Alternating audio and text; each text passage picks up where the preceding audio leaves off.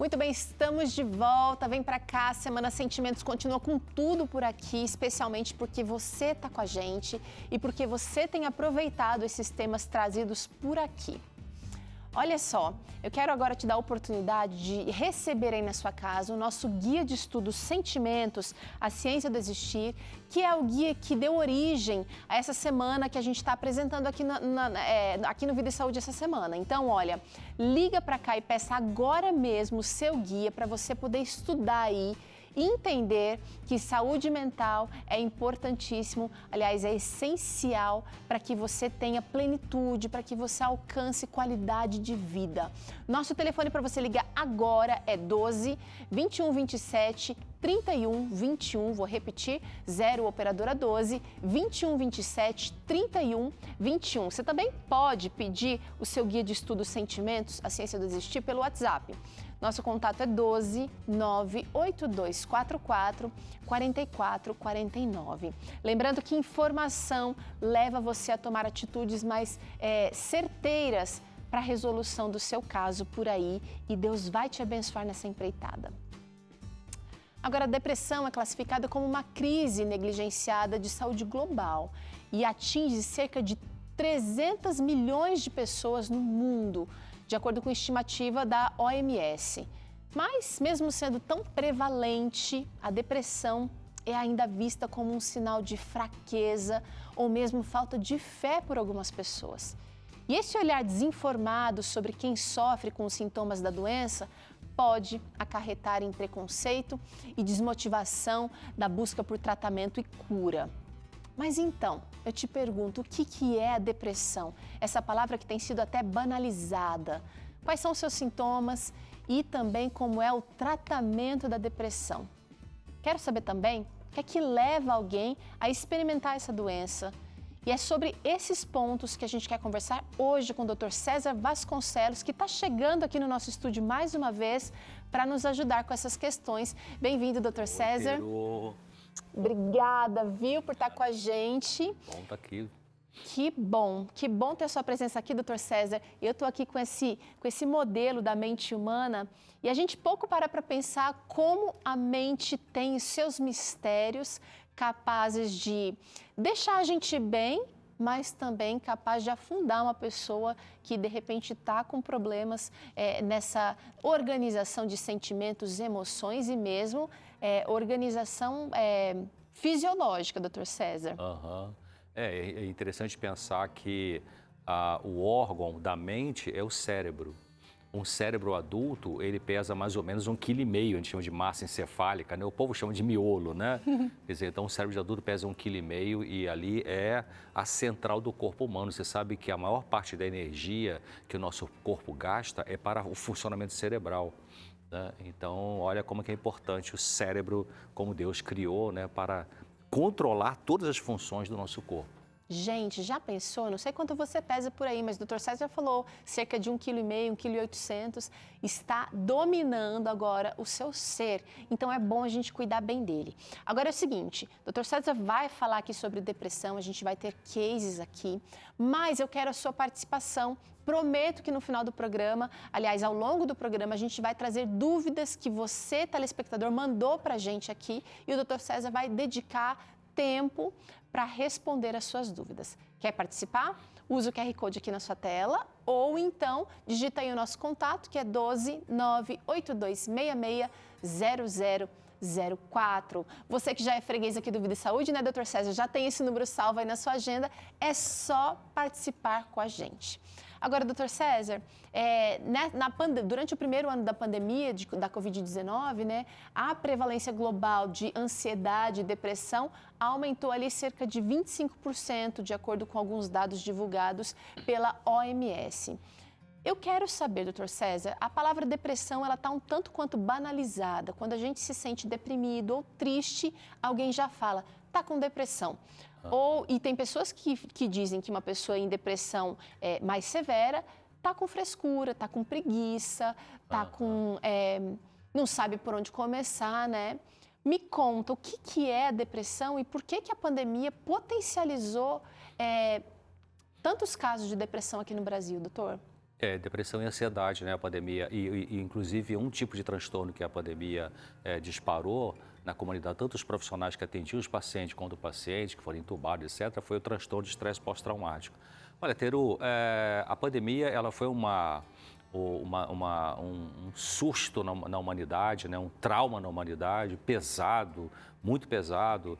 E talvez o fator principal que afetou a afetividade das pessoas de todos os países foi a dúvida, né? Eu vou ter doença, não vou ter doença, se eu tiver você hospitalizado, não vou. Um medo também. Um medo, vai ter tratamento para mim, vou precisar ser entubado, vou morrer, e se eu não vou morrer. Quem vai cuidar dos filhos? Como é que vai ficar minha família? Tudo isso, né? Então, quer dizer, quando a pessoa tem uma incerteza, né, que junta com uma desesperança e não estão encontrando saída, será que a vacina vai funcionar, será que não? Então isso aumentou a ansiedade muito nas pessoas e a depressão talvez nas pessoas mais propensas para a melancolia, né? Então realmente, agora a depressão, se colocando uma definição, a depressão é uma doença, né? A depressão é um transtorno. A gente usa a palavra transtorno porque ainda não tem todas as respostas da causa, né, desses sofrimentos. Então, quer dizer, é um transtorno do humor. O humor é a maneira como a gente se sente, né? Alegria, tristeza, medo, raiva, vergonha, culpa, ódio, tudo são humor, né? São sentimentos. Então, a depressão é uma alteração do funcionamento cerebral e das emoções e dos pensamentos que leva a pessoa a ficar triste. É importante o povo de casa entender que depressão é diferente de ansiedade, tem gente que confunde. Ansiedade é uma aflição, uma inquietude, a pessoa está aqui, não está bem, vai ali, não está bem, né? Uma falta de paz interior, uma aflição. Isso é ansiedade. Já depressão, no sentido da doença mesmo, é tristeza, apatia, falta de vontade de fazer as coisas.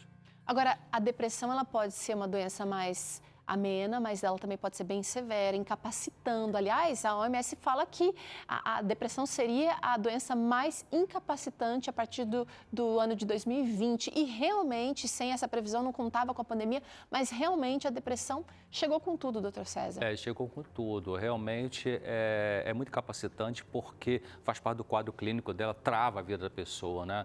Sabe que tem alguns autores que colocaram um apelido na depressão, que a depressão é o câncer da alma, né? Então, é uma coisa que abate muito o ser humano.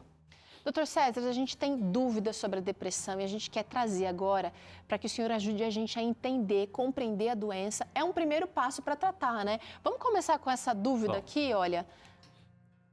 Quais são os sintomas da depressão? A pessoa que tem uma depressão, o diagnóstico de depressão, só lembrando um pouquinho, povo de casa, a depressão tem 3 níveis, depressão leve, moderada e grave. A grave pode subdividir em a pessoa sai da realidade, surto psicótico ou não. Então, leve, moderada e grave. Então, o sintoma da depressão tem 2 sintomas básicos. Tristeza que não passa, o tempo todo a tristeza, e a perda de prazer naquelas coisas que a pessoa tinha prazer. Comer, passear, viajar, estar com as pessoas, sexo, tudo, né? Então, ela tem essa tristeza que não passa e a perda do prazer. E junto disso, tem que ter 5 outros sintomas. Um dos 2 mais 5. Pode ser insônia, ou dormir demais, alteração do apetite para mais ou para menos, sentimento de culpa, ideias de morte que pode evoluir para a ideia suicida, né? Fadiga, isso é muito típico da depressão. A pessoa com depressão, ela levanta de manhã e pensa assim, cara, como é que eu vou conseguir enfrentar esse dia? Não tenho energia, né? Então, esses sintomas têm que estar pelo menos 2 semanas direto para a gente dar o diagnóstico de depressão. Legal, deu para frisar bem, deu para diferenciar de outros transtornos aqui emocionais e mentais. E agora eu vou seguir com mais uma dúvida sobre depressão para o Dr. César nos ajudar. Eu quero saber se existe uma faixa etária que seria mais propícia para essa depressão, doutor. Uma faixa etária mais vulnerável. Se pensar em termos de gênero, masculino e feminino, as mulheres sofrem mais de depressão, né? Seria por causas hormonais? Casos hormonais, a maior sensibilidade para questões afetivas das mulheres, né? Nós vamos ser os mais racionais, pode usar mais defesa racional contra a dor emocional. A mulher está mais exposta a isso, ela é mais, né? A média das mulheres, assim, né?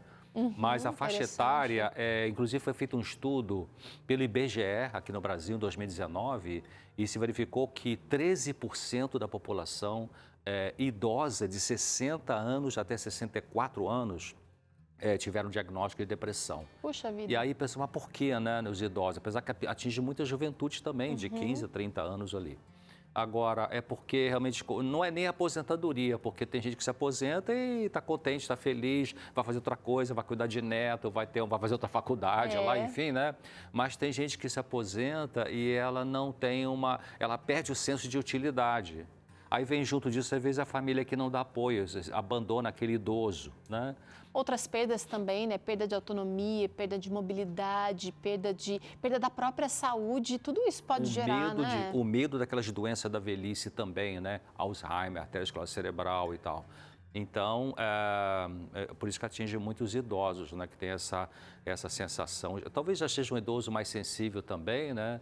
E que talvez mergulhou muito de cabeça só no seu trabalho e não criou outras redes de vínculo afetivo. E aí, quando para com tudo na aposentadoria, ele fica, bom, o que eu faço agora, né? Agora tem que aprender, né, a lidar com os vínculos que são importantes para a vida. Você que está nessa faixa etária, calma, sem desespero. A gente quer aqui no Vida e Saúde de hoje abordar a depressão e também descobrir maneiras de ficar longe dela. Mas ainda tem dúvidas rondando essa doença. O Dr. César mencionou aqui que o cérebro humano é o órgão que abriga a mente, né? Seria esse o órgão mais importante do corpo humano, Dr. César? Com certeza. Muita gente diz que é o coração. É o coração. O coração, ele é importante para bombear o sangue, né? Quer dizer, vamos falar em coração em termos anatômicos, né? E fisiológicos, né? Ok. Então, tem muita gente que fala assim, eu estou com meu coração partido porque meu amor me abandonou. Então, tá, mas isso, o coração partido é a mente partida, né? A emoção partida. A gente tem os órgãos vitais. Órgãos vitais, então, é o coração, o cérebro, os rins, os pulmões, são órgãos vitais, Ok. né? Um desses vai para o brejo, né?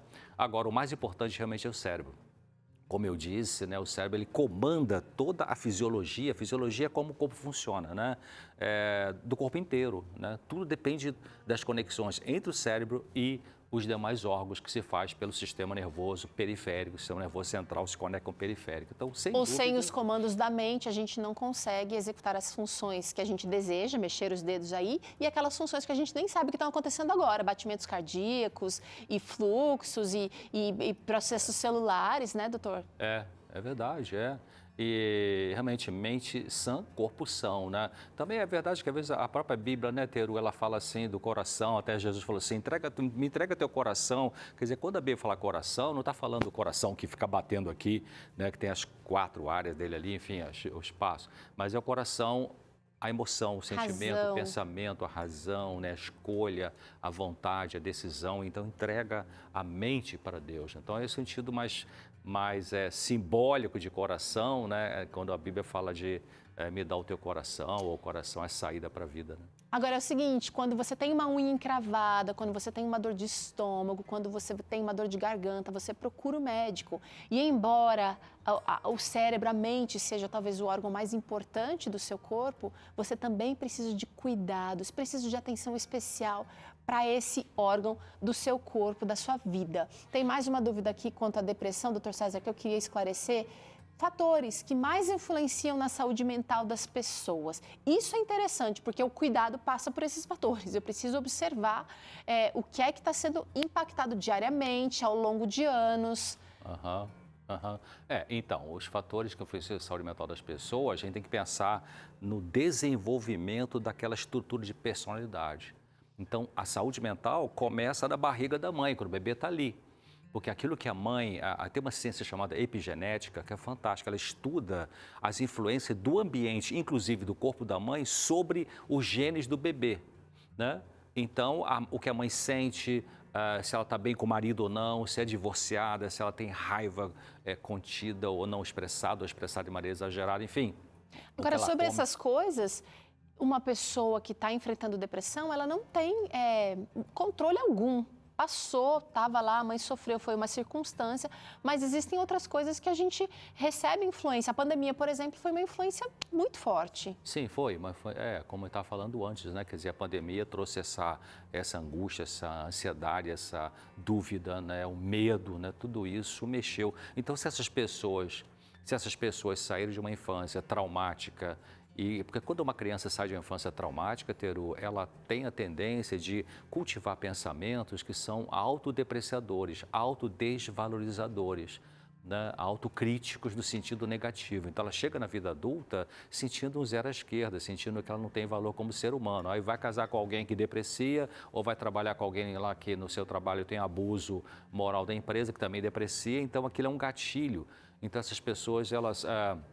o que vai influenciar a saúde mental delas, elas começarão a entender, peraí, que tipo de pensamento eu tenho nutrido na minha vida? Peraí, aonde eu estou colocando a expectativa da minha felicidade? É fora de mim, é dentro de mim, é em Deus, é no meu dinheiro, é no sexo, onde é? Alguém Então, que eu amo, né, alguém que eu vai me amo, decepcionar fatalmente alguma hora da vida. E tem estudos mais recentes agora, tem um professor da Universidade do Canadá, que ele estava explicando isso numa aula, mostrando que as pessoas que ao longo dos anos colocaram muita expectativa de valor pessoal em coisas fora, né?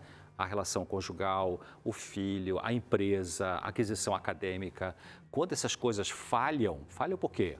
Vem uma pandemia e lockdown, fecha tudo, perde dinheiro, ou quando a pessoa trai ou vai embora ou morre, Filhos então vão embora, sai um o chão da pessoa, acaba, né? uau. Então faz parte da saúde mental das pessoas, a gente ensinar nossos filhos desde pequenos, a eles terem a noção de valor pessoal pelo que eles são, pelo que Deus faz com eles, né? Não pelo que alguém vai tratar, o que vai fazer na vida, né? Interessantíssimo pensar desse jeito, né? Agora eu quero trazer aqui para você novamente a oportunidade de entender um pouco mais profundamente disso, tudo que a gente está falando, por aí na sua casa, aí no seu ambiente de trabalho, um momento tranquilo que você tiver, estudando esse guia de estudos aqui, Sentimentos, a Ciência do Existir. Esse é o guia que deu origem a essa semana especial aqui no Vida e Saúde. Na página 30, na lição 5, tem um capítulo falando inteiramente sobre a depressão, trazendo aqui ciência, trazendo aqui a palavra de Deus e trazendo aqui conhecimento para você encontrar recursos para lidar com a depressão. Liga agora, pede o seu porque ele é gratuito. Então, olha, pega o telefone, chama a gente, 0 operadora 12 21 27 31 21, vou repetir, 0 operadora 12 21 27 31 21. Você também pode pedir o seu guia de estudos pelo WhatsApp usando o número 12 98244 4449. Só lembrando, esse guia vai chegar na casa das pessoas, doutor César, sem custo algum, vai chegar pelos correios aí e você vai ser beneficiado. Agora, a gente percebeu como o assunto é sério aqui com o Dr. César e talvez você aí de casa esteja se identificando com alguns indícios aqui da depressão. Quando você faz, então, a próxima pergunta, que é o que fazer com tudo isso, como lidar com o sofrimento que eu tenho sentido, eu quero perguntar para o Dr. César aqui, tem saída, doutor? Como é que tem sido? Eu sei que tem pessoas que saem, que se livram, mas como é que é a estatística? Como é que a gente pode esperar que esses 41% de aumentos de casos de depressão pós-pandemia vão lidar com isso tudo? A saída tem, porque, graças a Deus, as pessoas podem receber orientação profissional, né? Pode receber o apoio da família, ela pode, claro, receber apoio de Deus. Então, tem saída porque, sabe, a gente chama de psicoeducação, né? Quer dizer, o aprendizado. Então, existe hoje técnicas interessantes de psicoterapia, como a TCC, terapia cognitivo-comportamental, que é das mais eficazes para tratar a depressão. Então, as pessoas aprendem a lidar com a sua emoção, aprendem a lidar com o seu pensamento. É o aprendizado, igual vai na escola aprender o A, E, I, O, U, né? Você vai aprender. Mesmo pessoas que têm até algum título acadêmico, mas não na área comportamental e não aprendeu e está sofrendo, ou pessoas bem simples que não têm nenhum moral, pode aprender a lidar com a sua emoção. Então, isso é uma coisa que o tratamento profissional oferece para as pessoas, né? E, felizmente, o Brasil tem um bom programa aí de atendimento psiquiátrico e psicológico nos CAPs das prefeituras, né? Centro de Atenção Psicossocial, tem profissionais do SUS e tal, e tem os particulares. Então, realmente, se você está em casa, está sofrendo depressão, você pode sair sim, sabe? Tem que tomar atitude. Atitude, claro que é difícil ter uma pessoa deprimida tomar atitude, porque ela está tão para baixo, tão sem energia, tão triste, que ela, não adianta, não vai funcionar, ninguém vai entender, não vai funcionar o remédio. Ei, mas peraí, você vai e procura ajuda. E aí você já deu um grande passo. E aí você vai chegar essa ajuda para você. Você vai poder sair da depressão, sim. Que bom ouvir o Dr. César falando assim, porque é uma longa viagem e a gente começa dando o primeiro passo. Então, eu quero convidar você que já deu esse primeiro passo, ficando com a gente até aqui, e para acompanhar o próximo bloco, onde a gente vai assistir o segundo episódio do documentário Sobreviver, aprofundando mais essa conversa sobre depressão, mas vamos falar aqui sobre dar a volta por cima. Vida e Saúde volta já.